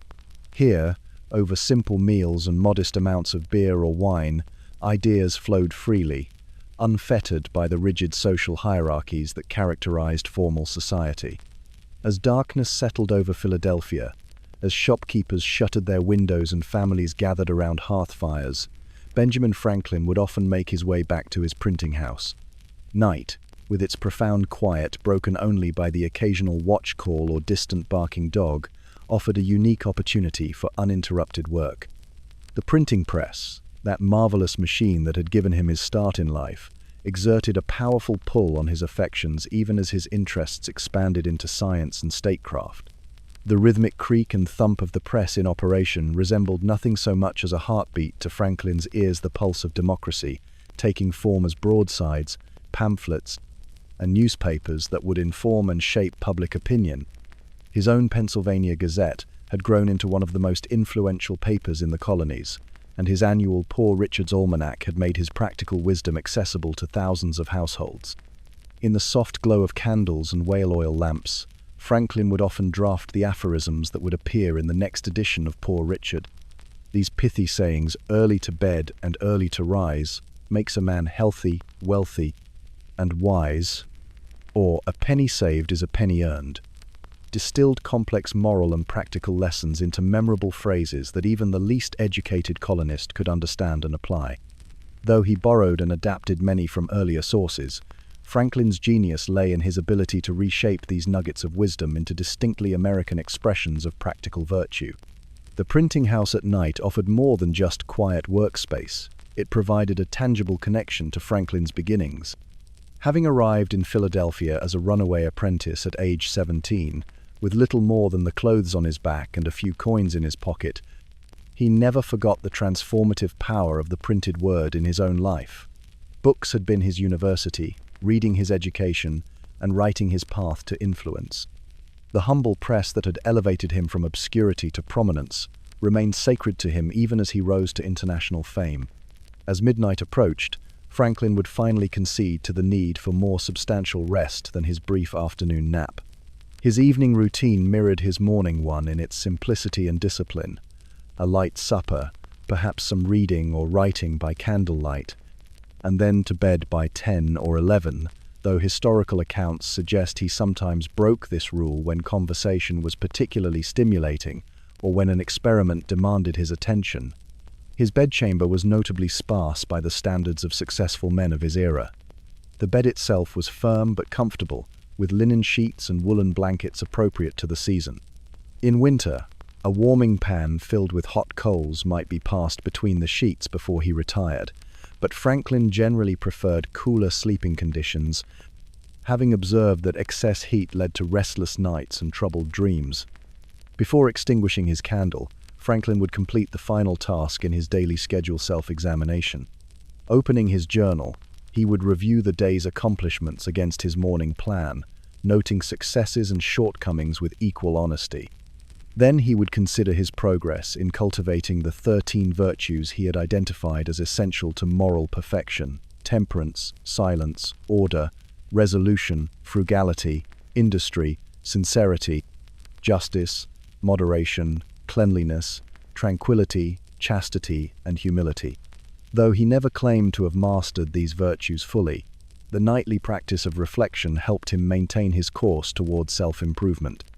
As sleep approached, Franklin's active mind would gradually quiet, the endless questions and ideas that fueled his waking hours gently subsiding like the embers of a banked fire. Perhaps he dreamed of electricity dancing between clouds, or of the perfect design for a more efficient stove, or of the constitutional republic that existed only in his imagination but would one day become reality. His sleep, like his waking hours, served a purpose-preparing mind and body for another day of curiosity, invention, and civic engagement. Outside his window, Philadelphia slumbered beneath a canopy of stars, the same stars that had guided sailors across oceans and farmers planting crops since time immemorial. But through Franklin's scientific investigations, these heavenly bodies were beginning to be understood, not as mysterious influences on human destiny, but as physical objects governed by the same natural laws that caused an apple to fall to earth, or electricity to jump between key and knuckle. In the dense summer nights, fireflies would sometimes rise from the grasses along the Delaware River, their intermittent glowing a natural demonstration of the principles Franklin studied in his electrical experiments. These living lanterns, drifting on the evening breeze, might have been visible from his window on nights when he worked. Late nature's own gentle reminder that light and energy take many forms, some dramatic as lightning, others soft as the bioluminescence of a tiny insect. Franklin's legacy, like those fireflies, continues to illuminate our understanding of the natural world and our place within it. His practical inventions, the lightning rod, the Franklin stove, bifocal glasses improved daily life for countless people. His scientific discoveries advanced human knowledge about electricity, meteorology, and oceanography.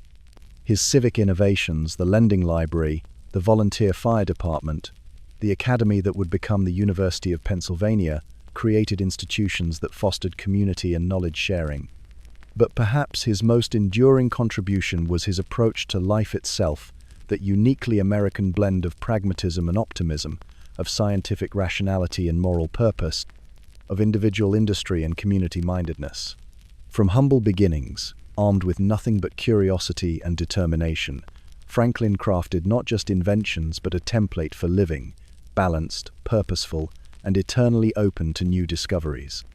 As your own eyelids grow heavy, imagine the quiet of Franklin's bedchamber, the distant sounds of a colonial city settling into night, the creaking of wooden floors as the house cools, the occasional soft hoot of an owl from nearby woods, the gentle flutter of pages as a breeze through the partially opened window turns the leaves of a book left open on his desk. Like Franklin, you have filled your day with purpose, and like him, you now welcome the restorative embrace of sleep that most natural and necessary of human activities. Let your breathing slow to match the imagined rhythm of Franklin's printing, press steady, reliable, productive. Allow your thoughts to settle like the ink into paper, making permanent impressions that will remain when you wake. And as you drift toward dreams, carry with you a spark of Franklin's endless curiosity, his belief that tomorrow always holds the possibility of new discoveries, new improvements, new understanding. Sleep now, in the comfortable knowledge that rest itself is not idleness but preparation, the perfect power nap that readies both body and mind for whatever wonders the next day might bring.